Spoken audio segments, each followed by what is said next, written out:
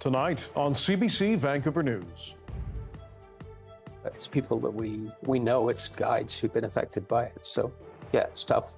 Tragedy in the mountains. Police say 3 heli-skiers have been killed in an avalanche in southeastern BC. Plus, very much opposed to the idea of ever being a 51st state. As the federal election rolls through the country, we check in with voters in and around Nanaimo. Right now, none of the parties are for Canada. It seems like they're all for themselves. And only be able to hold those old prices so long until we start having to, make some adjustments. In a pickle, Canada's pickleball industry says it's about to be walloped by the trade war. This is CBC Vancouver News.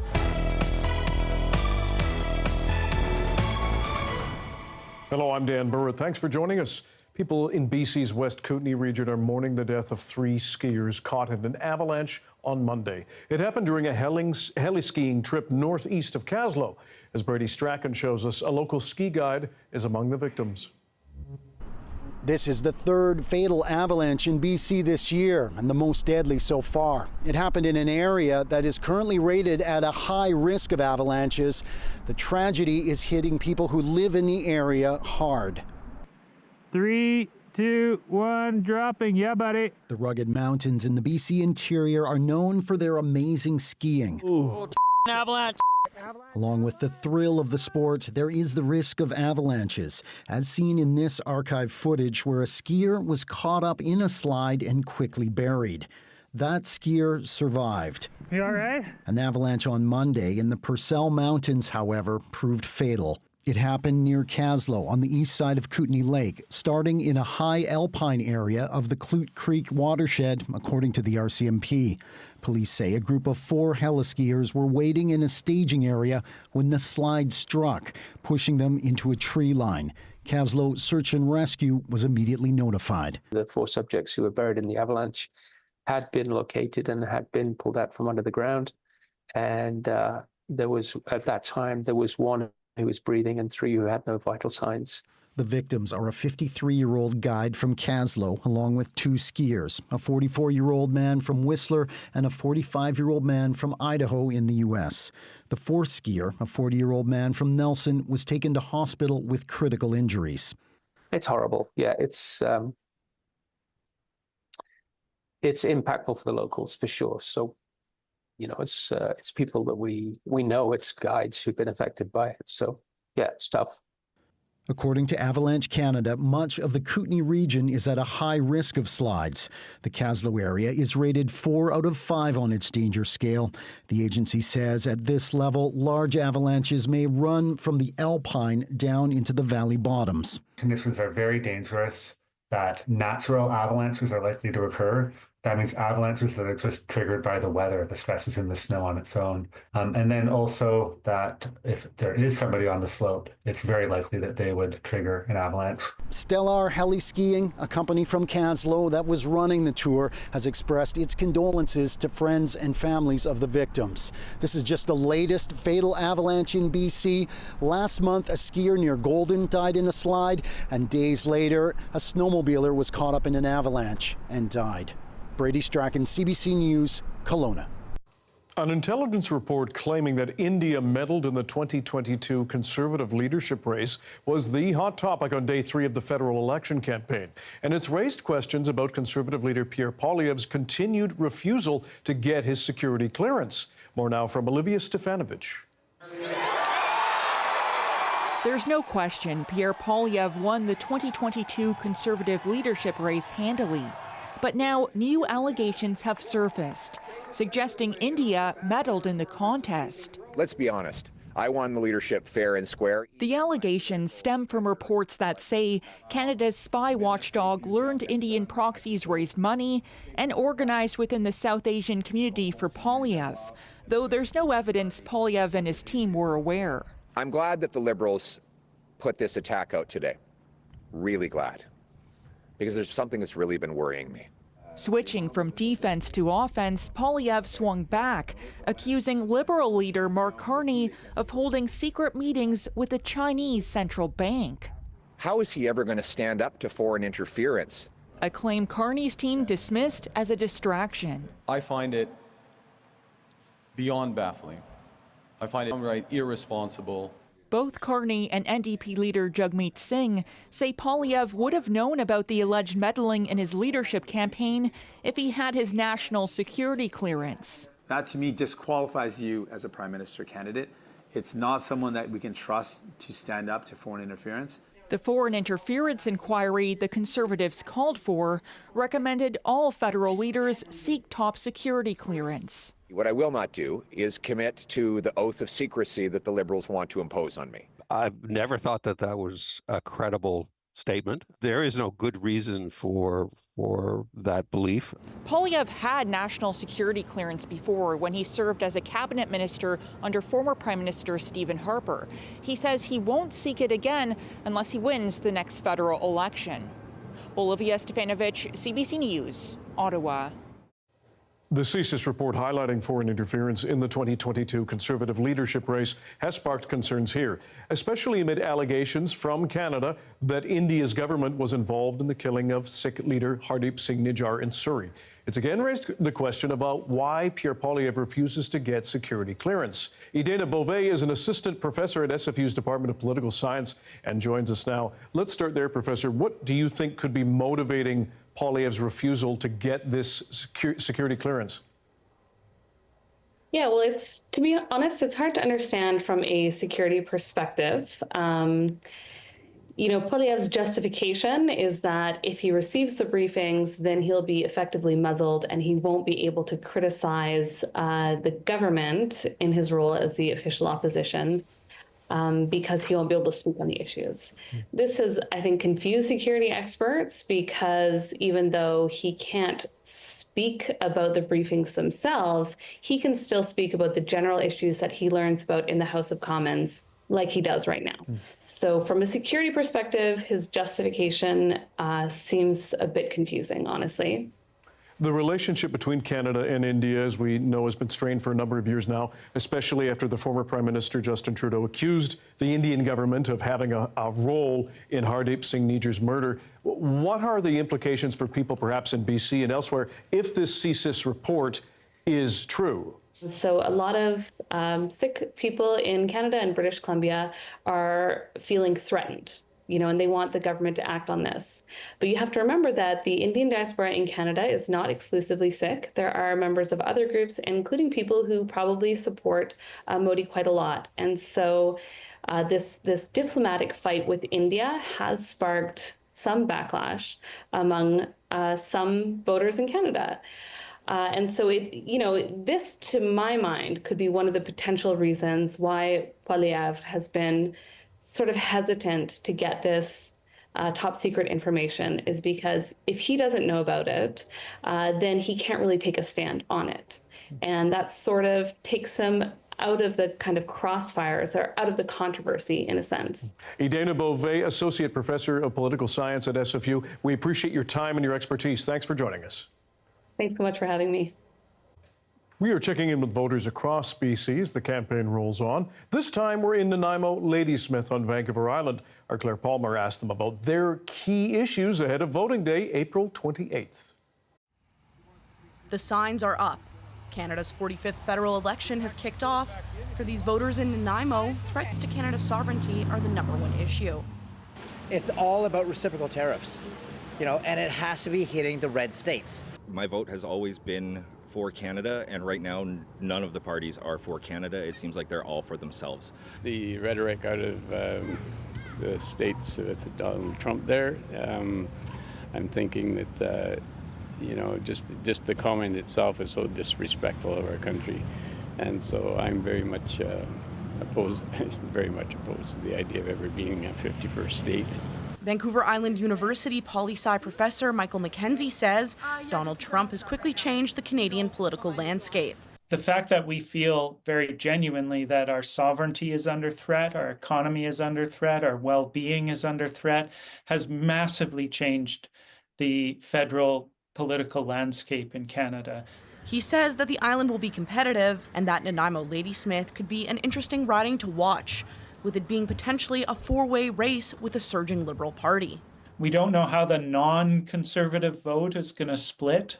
And last time the Liberals really weren't in the game, and this time they are. So this is a very tight riding.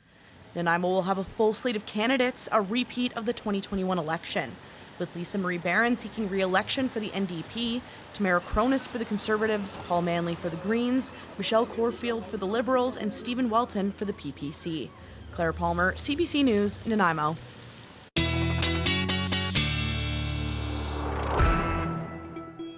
Meteorologist Russ Lacate is here with a first look at the weather and some rain totals. Yes, Dan, I knew you'd keep track of this, and you know I like to keep score as well. So some of the harder hit areas indeed through Sunday and Monday. That atmospheric river did pick up between 75 and 100 millimeters worth of rain. Today, a couple of sprinkles and a few showers moved through in the middle of the afternoon. We got to 19 degrees in White Rock. I want to show you what's coming tomorrow. Overnight, still dry. We get a little sunshine mixed in for the morning tomorrow. Scattered showers close in by afternoon. Heads up after sunset. Big storm tomorrow after the dinner hour, Dan. The full details a little later on in the show. Sounds good. Thanks, Russ.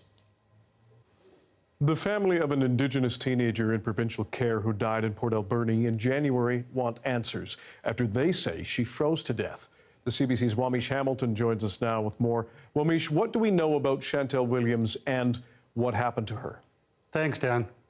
We know Chantel was 18 years old, of Huayet and a Hausit ancestry. She was a ward of the province under guardianship care of USMA, the Delegated Indigenous Child Welfare and Protection Agency of the Nuu-Chah-Nulth Tribal Council on the west coast of Vancouver Island. We know that Chantel was living in a group home run by a privately owned company under contract by USMA called Inside Out Care Corp. How or why she died? The details are scarce. Her family told CBC she was in hospital for an undisclosed reason the night before she died. She was discharged and brought back to the group home. Her family is uncertain by whom. Chantel then left the group home later that night or early in the morning, undetected, and was found unresponsive on the sidewalk by a passerby at 5 a.m., not far from the group home. That person called 911, and Chantel died in hospital. Her family says they believe she froze to death. The temperature that night dropped to -5 degrees. The BC Coroner Service is investigating. The RCMP say they aren't treating the death as criminal, pending the outcome of the coroner's investigation. Wamish, what is her family saying about her death? Her family is heartbroken. They describe Chantel's bright smile, loving heart, and infectious laugh, and of course, that she will be missed. One of her uncles says the family is still in the dark as to why Chantel was outside that night. They say that the care facility told them she died of natural causes, something they find strange, given how young she was. Her family also believes she should have been kept under better supervision. Nuu-Chah-Nulth Tribal Council President Judith Sayers, who speaks for the USMA, says the death of every child is heartbreaking and tragic. She also says USMA would cooperate with the Ministry of Children and Family Development, the representative for children and youth. The ministry says a review is automatic when a child in care dies. CBC did not receive a response to multiple emails and phone calls to the owners of Inside Out Care Corporation. Now, BC's child representative wrote a lengthy email about Williams' case. What struck you most about what she said? Jennifer Charlesworth made several points in her replies to our questions, but one was just haunting. She said Chantel lived in Port Alberni, which was once home to the Alberni Indian Residential School, and that the community continues to feel the deep, lasting trauma of the school. Grief and loss, violence, and deep intergenerational trauma are impacting far too many young people and their families.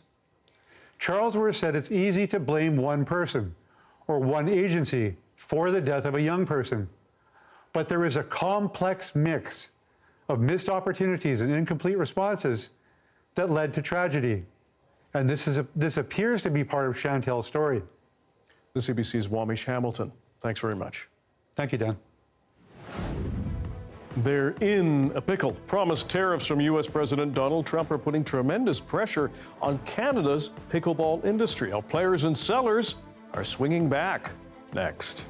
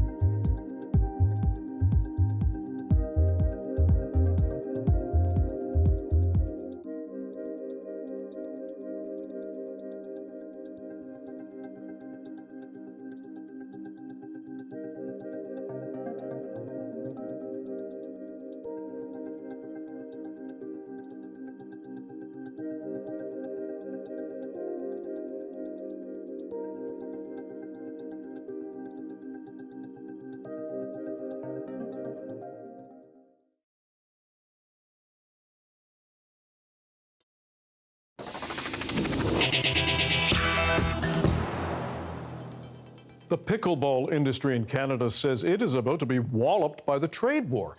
The majority of the equipment for the highly popular sport is shipped in from the U.S. and will be impacted by the Canadian government's retaliatory tariffs. Michelle Gassoub has the view from the court. A sport all about hitting back hard and fast, now caught up in a punishing international game. The majority of pickleball paddles are shipped from the U.S. into Canada, and during a time of trade tensions, are subject to the Canadian government's retaliatory tariffs. It's probably going to make a huge waves in the pickleball industry. We're going to try and hold our pricing, of course, as long as we can, but ultimately, we'll only be able to hold those old prices so long until we start having to, make some adjustments. Those adjustments will be passed on to players. Some are already paying big bucks. It was $275, I think. So it'd be pretty expensive if it went up by 25%. I'm looking at a pickleball paddle right now. I think it's about $200. So, yeah. Made in Canada or?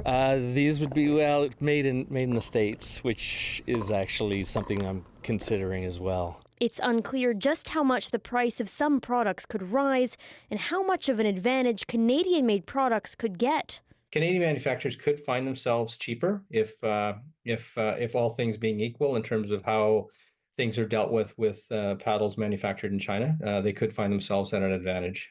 The Pickleball Depot in Vernon is Canada's biggest online retailer for the sport. Already, they're looking at increasing their manufacturing and diversifying their imports. Literally every second phone call and email we get is inquiring about what kind of Canadian content we have and what they can purchase that hasn't touched American soil, which is a phrase that I've heard a lot. A sentiment not hard to find among players.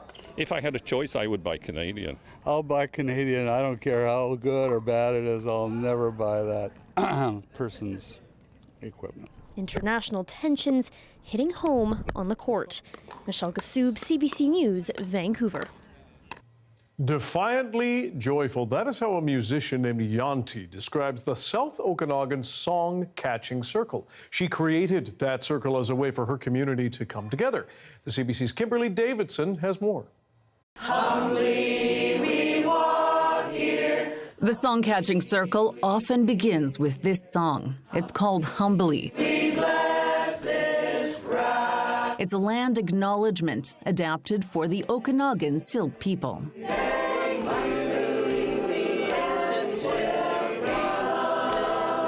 In Summerland, dozens of people have gathered together at the local Baptist church.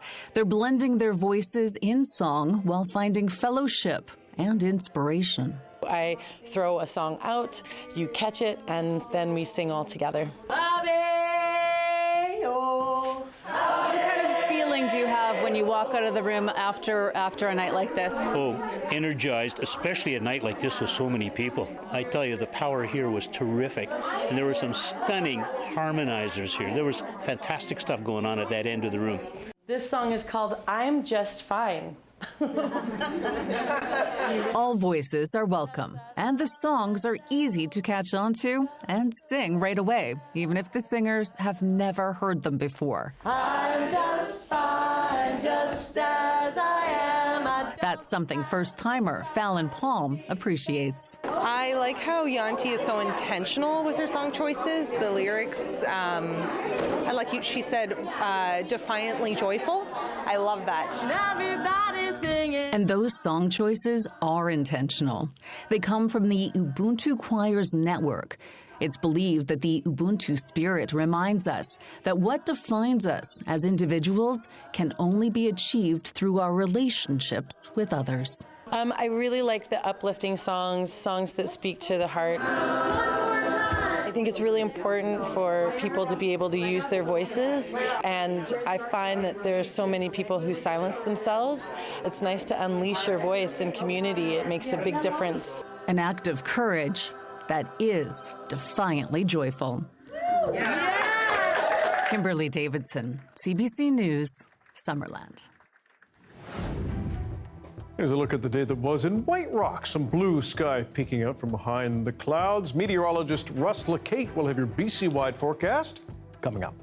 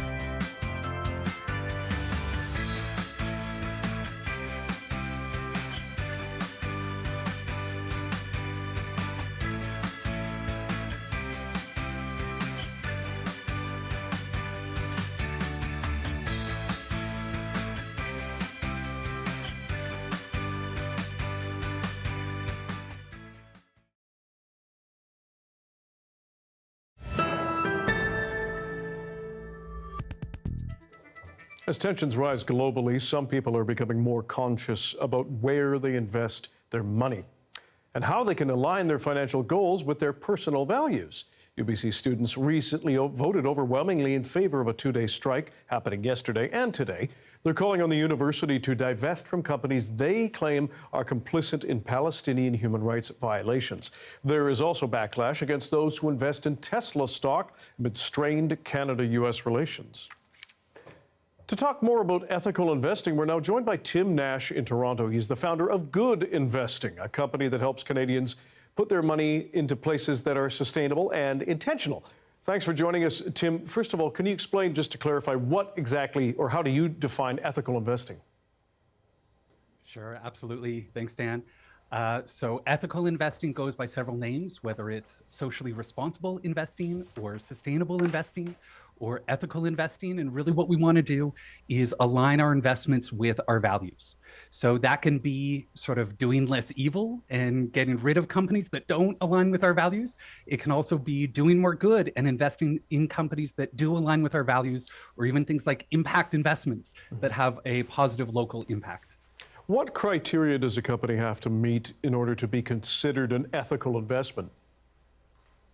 Well, everybody has a different set of values. So it's really important to understand that there are a wide range of sustainable investment options. And it's really easy for people to be able to make the switch. Most banks and credit unions now offer some sort of socially responsible or sustainable investment.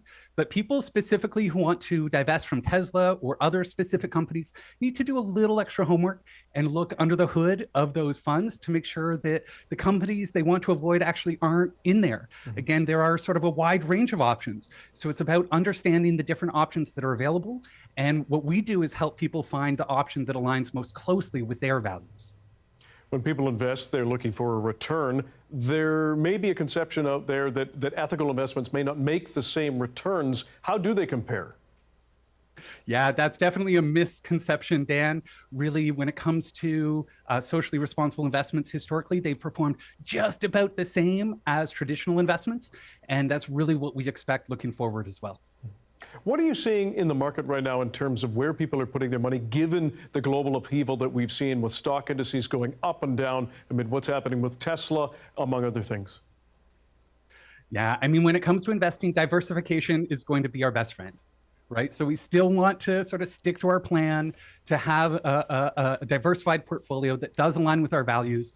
I'm seeing a lot of people looking to avoid certain companies that are in the US. Tesla is definitely at the top of that hit list, but also things like for-profit prisons I've been getting a lot of questions about.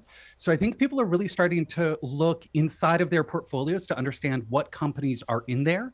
And then even more people are looking to further diversify by looking at things like impact investments, community bonds. There's some really cool local investment options. So for people that have their elbows up and want to keep their money closer to home, we've got a bunch of free resources at my website, goodinvesting.com, including those funds that avoid certain companies, as well as impact investments where you can do good and have a positive financial return. Tim Nash, president and founder of Good Investing. We appreciate your time and your perspective. Thanks for joining us.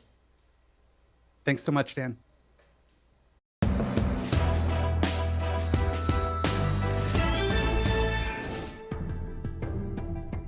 Back to the federal election campaign now. Pierre Poilievre says he would remove the GST from homes sold for up to $1.3 million. The Conservative leader says the move is needed to enable middle-class Canadians to live in expensive markets like here in Vancouver as well as Toronto. He argues the measure would lead to more housing starts, which would help offset the lost tax revenue. He accuses former Housing Minister Sean Fraser of creating a housing crisis and is attacking his decision to run for re-election in his Nova Scotia riding. Mr. Fraser was the one that brought the Century Initiative into immigration policy, a policy designed to increase our population to 100 million. With this massive uncontrolled population growth, he helped contribute to creating this crisis in the first place, and now Mark Carney and the Liberals say that he should be back. In October, Poilievre said that as Prime Minister, he would cut the federal sales tax on new homes sold for less than $1 million. Last week, Liberal leader Mark Carney introduced a similar GST cut for first-time home buyers on homes sold for less than $1 million. Poilievre then accused Carney of stealing the idea. Now, on the Liberal campaign, leader Mark Carney kicked off his third day of campaigning at the Irving Shipyard in Halifax, using the venue to unveil his plan to strengthen and expand Canada's armed forces.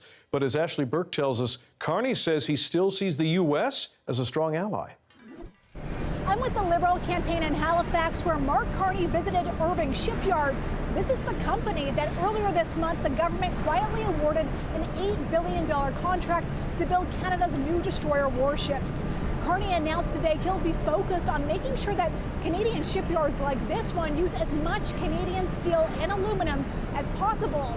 His promise comes as he faces growing calls from Canadians to end U.S. contracts because of Donald Trump's trade war and threats to Canada's sovereignty. But when I asked Carney today if he would review the U.S.-made combat system on these new warships, he wouldn't commit to that. There is a high degree of interoperability, as you know, between Canada and the U.S., our forces. It's been built up over decades, and that extends to the material and our weapon systems. We are increasingly deliberate about the costs and benefits, or the risks and benefits of that interoperability. The United States is still a strong ally. It is still a member of NATO, and we see advantages. But actually, in all aspects of our procurement, we will be thinking about how to secure Canadians and how to have the maximum benefit for Canadians, because that is what will make Canada strong. That comment that the U.S. is still a strong ally is different from his repeated message on the campaign trail that Trump wants to weaken and own Canada, testing relations like never before. Carney is trying to pitch himself as the best option to protect Canada, and said he's already asked his defense minister to review a major contract with the U.S. for F-35 fighter jets to see if there are other options. Carney also announced today that he wants to build up the military's use of drones in the sky and underwater to defend the Arctic and Canada's borders, with a focus on using Canadian companies, and he pledged to give military members a raise to address a major staffing shortage. Ashley Burke, CBC News, Halifax. Among the party pledges playing big on the campaign trail is affordable housing. With falling poll numbers, NDP leader Jagmeet Singh honed in on it as he campaigned in the Greater Toronto area. The CBC's Marina von Stackelberg explains. For the first time in this campaign, NDP leader Jagmeet Singh talked about the challenges that his party is up against. The New Democrats continue to drop in the polls and are at risk of potentially losing many of their seats. Let's be clear, there's massive challenges. I've got no illusions about that. There are some serious challenges that we're up against. And working people are up against massive challenges. We're here in downtown Toronto, one of the most expensive places to rent an apartment in, if you're lucky enough to find a place.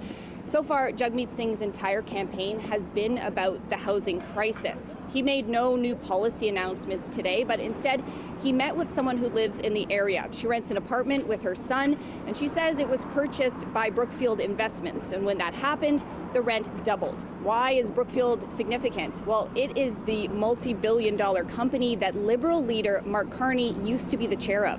So people who have moved in the last handful of months since Brookfield took over, some of them are paying almost double what I pay for the same space. And it's not fair. It's not fair generally. It's not fair on them. It's not fair when everybody is struggling. And it's not fair because this neighborhood is so important and life-changing, and people should be able to afford to live here. It's really important. The NDP will spend the rest of today talking with Labour leaders. They already have the support of several unions, including the Steelworkers, CUPE, and today they'll get the Transit Union. But the Conservatives under Pierre Poilievre have got the support of several construction unions. The battle for the Labour vote will continue tonight when both Pierre Poilievre and Jagmeet Singh head to Hamilton. Marina von Stackelberg, CBC News, Toronto. Bloc Québécois leader Yves-François Blanchet also weighed in on the allegations of Indian meddling in the 2022 Conservative leadership race today. The behavior of both the Liberals and the Conservatives regarding foreign intrusions is like leaving for vacations, leaving the garage door open. Anybody gets in and does whatever they want. Blanchet called Pierre Poilievre, quote, irresponsible for not taking steps to be briefed.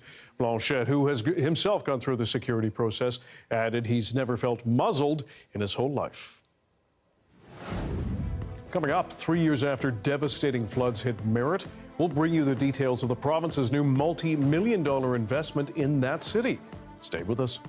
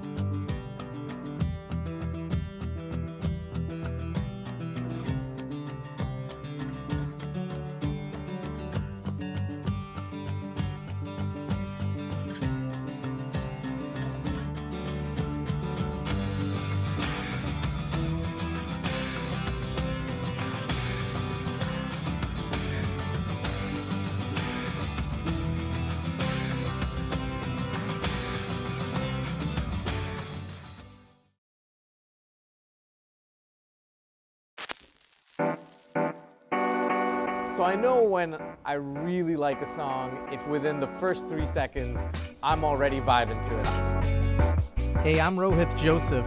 Vibin' is the new show all about discovering great new songs and fresh artists from across BC and beyond. It's not one person dictating what good music is, it's the community sharing what good music is. Stream Vibin' on CBC Listen.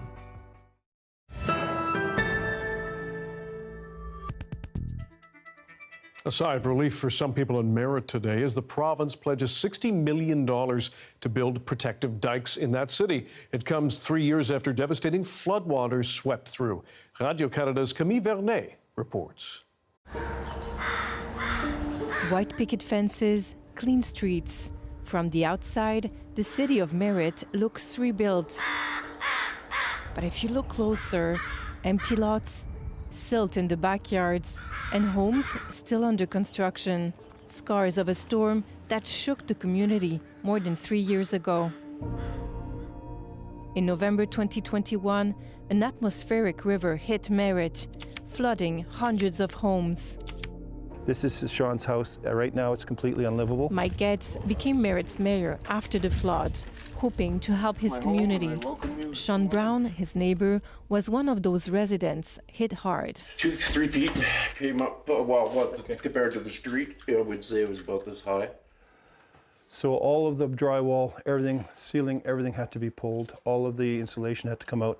And this is what's left of the house. His house is unlivable, so Sean lives in his trailer. I lost 2 cars, the house, basically everything I own, because I don't have the necessary money to fix the home. It's not a lot of money to fix a home that's been completely destroyed, and I don't have it. Standard home insurance doesn't cover river flooding.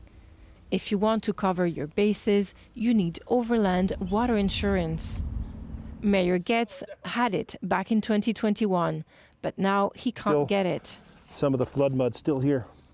So before the flood, we had in our floodplain 130 people basically in the flood zone. Now after the flood, we have 1,275. So even people that were not affected in the flood that are now living in that flood zone are having a hard time getting insurance. Some companies will not insure anybody that lives here for anything. Sean Strang is tasked to rebuild Merritt. And I mean, we're even seeing large houses that have been demolished, like over there, houses that have been completely renovated and gutted inside like that. So it's really hard for people to decide what they want to do after a flood when they find themselves in a flood zone that never existed before. Back in 2021, dikes built to withstand massive floods failed. Now a new dike is built. Our river went 1.5 times what anyone ever expected to be, and now we have to engineer it to 2.8 times what it was before. So, I mean, we're ground zero for climate change. Out of 5 kilometers of dike needed, only 300 meters have been built. Merritt applied for federal disaster funding to build them, but they were denied.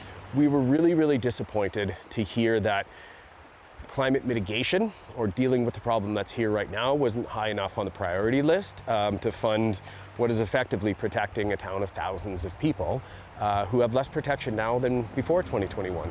This lack of protection is leaving residents on edge. You're sitting in the eye of a hurricane, just knowing it's going to hit you again. Sean Brown says the community felt abandoned. It really destroyed our community. It wasn't so much the flood itself, it was the lack of exterior help from the government or insurance companies. And I don't want to move, I really don't. But at this point, I'm at a loss. The province is now stepping up with an investment to build 2 new dikes. A game changer, says the mayor, for a community that didn't give up. The community stayed, they rebuilt, they did not sell, they did not take off, this is their home. Very proud of the citizens of Merritt. He believes the dikes will bring them closer to a safer, more resilient future. Camille Vernet, Radio-Canada, Merritt.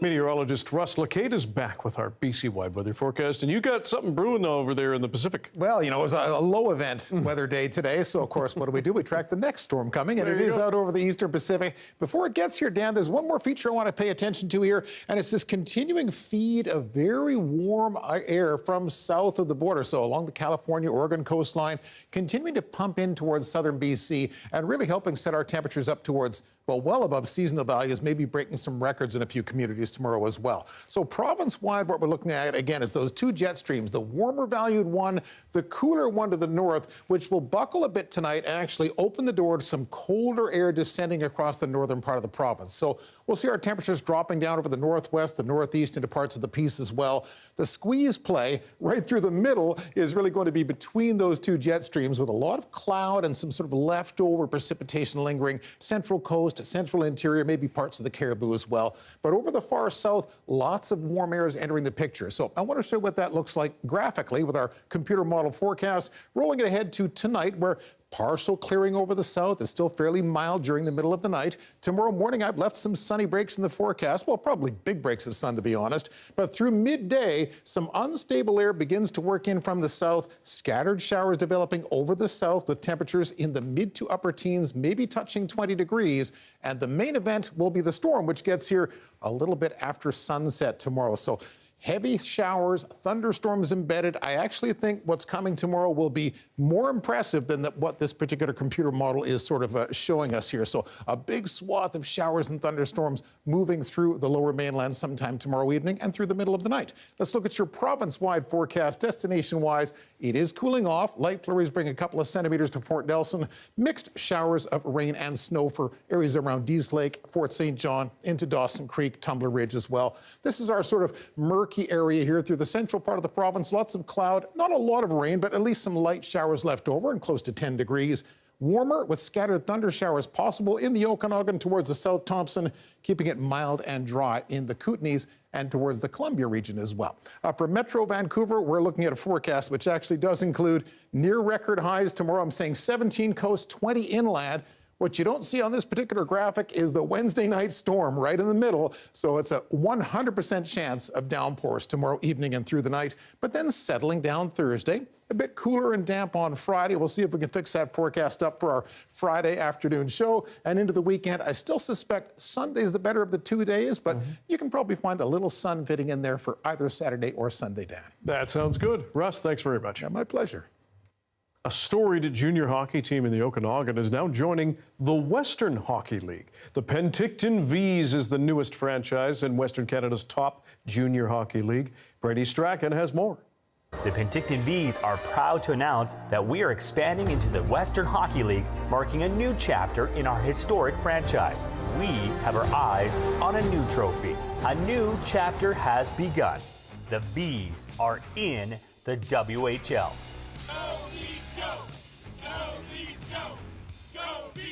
The city of Penticton has such a rich hockey history and is recognized for the many hockey players who have made their names on many NHL rosters. I want to acknowledge the hard work and the vision that was put into building this arena, because without this arena, we wouldn't be in this position today. So thank you. We're going to have to work a little harder to make this work.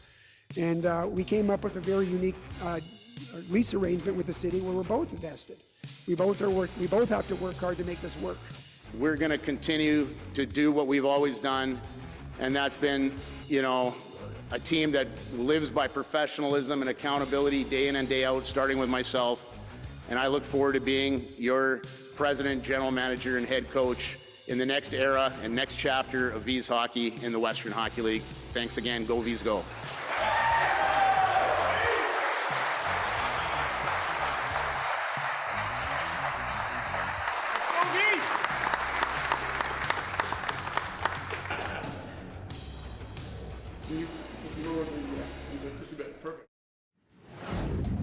Still to come, as we gear up for the Junos this weekend, we'll bring you the story of a Burnaby musician that turned city councillors' push to bring music to the masses. Stick around.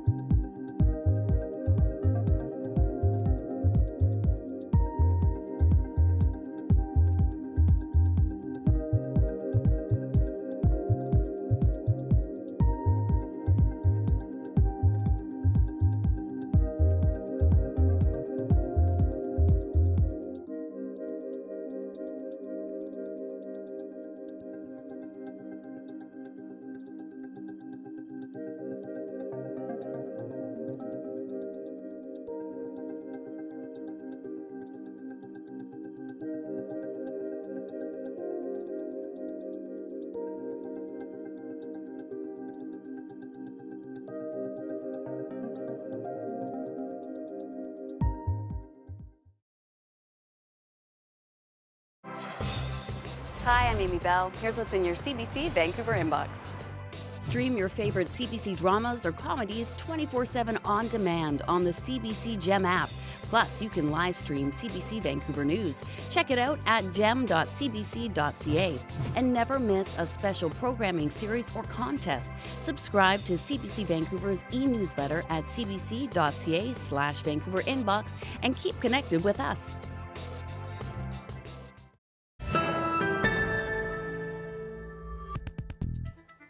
Well, as Vancouver gears up to welcome Burnaby's own Michael Bublé as the host of the Junos on Sunday, another musician from Burnaby turned city councillor is trying to find a different way to bring music to the people.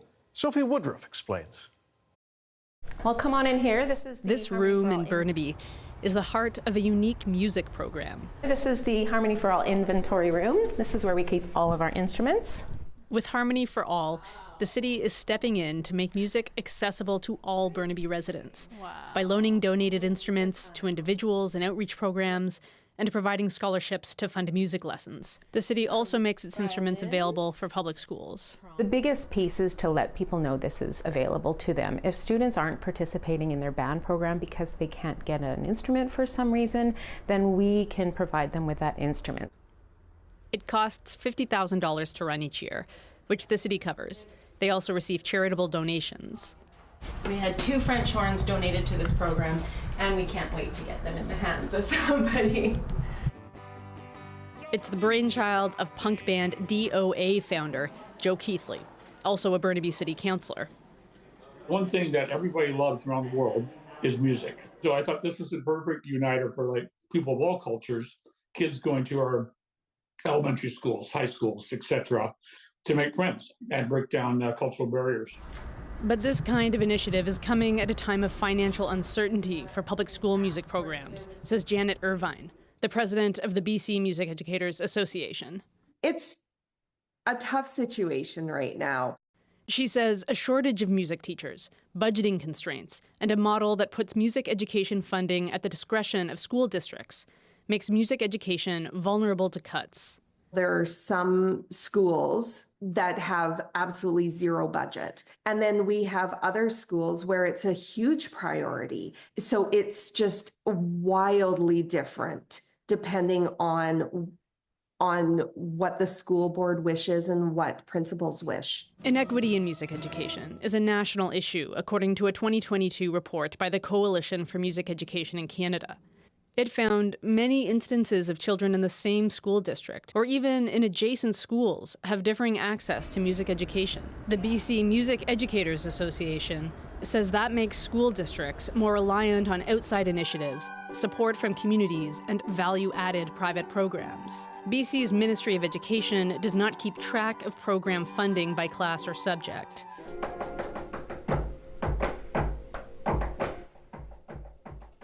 Vancouver public school teacher Michael Merritt is passionate about music production and how to teach it.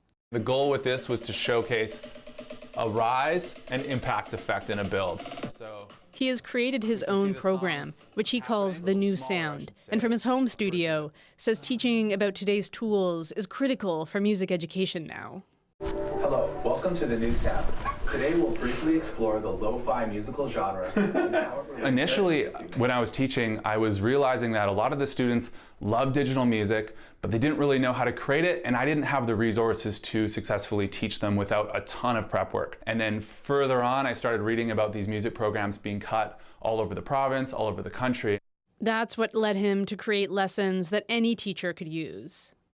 Programs and initiatives like this are meeting a need, but what's most critical is stable and consistent funding for public music education, says BCMEA's Janet Irvine. We need the ministry to fund our programs appropriately. We need the money coming from the ministry filtering into our school districts and then it being dispersed so that it gives us a fighting chance at actually being able to provide a quality education to students. That report from the CBC's Sophie Woodruff, and a reminder, you can watch the Junos right here on Sunday, March 30th on CBC. Thanks for being with us tonight on CBC Vancouver News at 6. Watch this newscast on CBC Gem, our free app, as well as on YouTube and our website, cbc.ca/BC. We'll have your next local news at 11 o'clock, right after the National. Good night.